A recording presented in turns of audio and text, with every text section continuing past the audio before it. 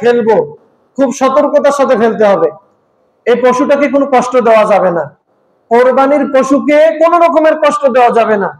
আল্লাহ পাক কোরআনে কারিমে এটা নিষেধ করে দিয়েছেন, আয়াত আছে ভাইরা। কারণ কোরবানির পশু হচ্ছে আল্লাহ পাকের নিদর্শন, আর আল্লাহর নিদর্শনের সাথে বেয়াদবি করা জায়েজ নাই। আল্লাহ পাক স্পষ্ট বলে দিয়েছেন, আমার নিদর্শন সমূহের সাথে বেয়াদবি করো না। তাহলে কোরবানির পশু হচ্ছে আল্লাহ পাকের নিদর্শন, একে কোনো ধরনের কষ্ট দেওয়া যাবে না। কোরবানি করার সময় খুব সতর্ক থাকতে হবে, এবং যে তরবারিটা বা যে ছুরিটা দিয়ে কোরবানি করবেন এটা অবশ্যই ধারালো হতে হবে। ভোতা তরবারি দিয়ে কোরবানি করা যাবে না, তাহলে মাকরুহ হয়ে যাবে ভাইরা।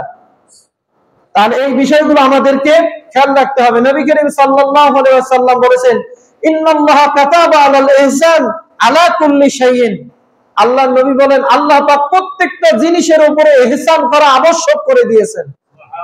সুবহানাল্লাহ বলবেন না? প্রত্যেকটা বস্তুর উপরে, প্রতিটা প্রাণীর উপরে ইহসান করা, দয়া অনুগ্রহ করা, দয়া অনুকম্পা দেখা আল্লাহ পাক কাতাবা, এটা তিনি ফরজ করে দিয়েছেন, আবশ্যক করে দিয়েছেন বলি সুবহানাল্লাহ। এই জিনিসটা ভাইরা খেয়াল রাখতে হবে। এরপরে নবী করিম সাল্লাল্লাহু আলাইহি সাল্লাম বলছেন, ফাইজা কাতালতুম ফাহসিনুল কিতলা।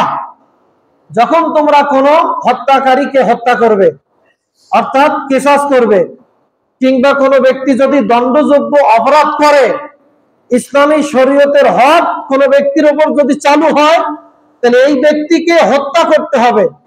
এই হত্যাটা যেভাবে হত্যা করলে মানুষটা একবারে কম কষ্ট পাবে, ওই পদ্ধতিতে হত্যা করতে হবে। সুবহানাল্লাহ বলবেন না? সম্মানিত ভাইরা, একটু খেয়াল করেন, একজনের কিসাস করা হবে, তাকে হত্যা করতে গেলে তার প্রতি ইহসান করতে হবে।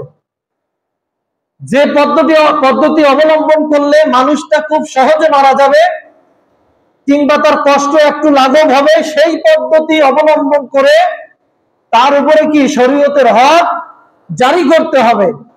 সুবহানাল্লাহ বলবেন না ভাইরা? ইসলাম কত সুন্দর দেখেন, ইসলাম মানুষের উপর দয়া করার, প্রাণীদের উপর অনুকম্পা করার নির্দেশ দিয়েছে ভাইরা।